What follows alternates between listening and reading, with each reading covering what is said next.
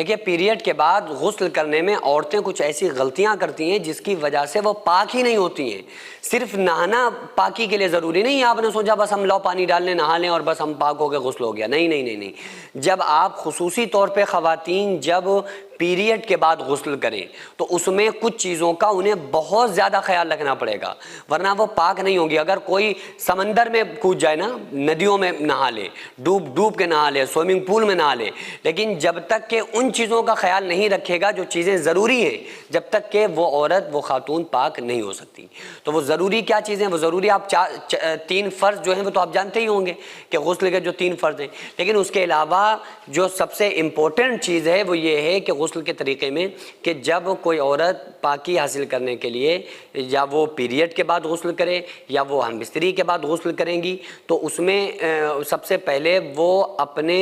ان اعضاء کو رگڑ کے اچھی طرح سے صاف کرنا ان کے لیے ضروری ہے جن اعضاء میں نجاست لگی ہوئی ہے، ٹھیک ہے؟ یعنی کہ چاہے وہ پیر ہوں یا وہ پرائیویٹ پارٹس ہوں یا وہ پیروں کے درمیانی حصہ ہو یا پیروں کا اندرونی حصہ ہو یا وہ ران ہو، تو ان جگہوں کو رگڑ کے گھٹ کے اچھی طرح سے صاف کرنا جب تک کہ اس کے اندر چکناوٹ محسوس ہوتی رہے، جب تک کہ پیروں میں لگی ہوئی چکناوٹ دور نہ ہو جائے، ختم نہ ہو جائے، جب تک کہ آپ غسل کے فرائض کو ادا نہ کریں۔ اگر آپ ایسا کر رہی ہیں تو پھر آپ پاک نہیں ہوں گی، کیونکہ آپ سوچ کر دیکھیں نا، کسی کنویں کے اندر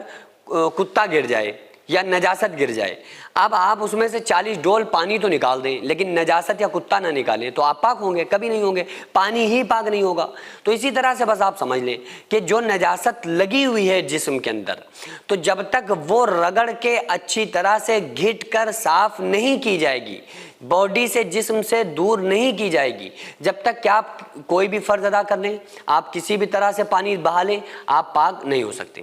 تو رگڑ کے گھٹ کے سب سے پہلے اس نجاست کو دور کرنا یہ ضروری ہے، پھر اس کے بعد آپ غسل کر لیں۔ بہتر ہے کہ برہنہ ہو کر غسل کیا جائے، کیونکہ برہنہ ہو کر غسل کرنے میں یہ فرائض اور جو نجاست لگی ہوتی ہے اس کو دور کرنے میں بڑی آسانی ہوتی ہے۔ تو سب سے پہلے نجاست دور کی، اس کے بعد آپ وضو کریں جیسے وضو کیا جاتا ہے، لیکن جو وضو میں آخر میں پیر دھوئے جاتے ہیں نا ٹخنوں تک، وہ پیروں کو آپ کو نہیں دھونا ہے، باقی پورا آپ وضو کر لیں۔ اس کے بعد میں آپ کو 3 فرض ادا کرنے ہیں۔ کون سے 3 فرض؟ پہلا فرض منہ بھر کے کلی کرنا ہے، روزہ ہوں تو غرارہ نہیں کیا جائے گا، روزہ نہیں ہے تو غرارہ کرنا، ناک کی نرم ہڈی تک پانی پہنچانا، تیسرا پورے جسم پہ پانی بہانا، 1 بال کے برابر بھی اگر سوکھا رہ گیا تو غسل نہیں ہوگا، اور سر سے نہانا۔ بعض خواتین کیا کرتی ہیں کہ کندھے سے نہا لی بس وہ پاک ہو گئی، کبھی پاک نہیں ہوں گے۔ سر سے نہانا، اور سر میں جو بال ہیں ان بالوں کی جڑوں تک پانی کو پہنچانا۔ مولا علی فرماتے ہیں کہ میں غسل کرنے میں بالوں کے ساتھ جنگ کرتا ہوں، تو بالوں کے ساتھ جنگ کرنا یعنی کہ نہاتے وقت جب آپ عورتوں کے چونکہ اور لمبے بال ہوتے ہیں تو انہیں تو اور زیادہ اس کے ساتھ جنگ کرنا پڑے گی بالوں کے ساتھ۔ کیسی جنگ؟ کہ ناخنوں سے کسکے سے پانی کو پیوست کرنا، جو سر کے میں جو بال ہیں نا ان کی جڑوں تک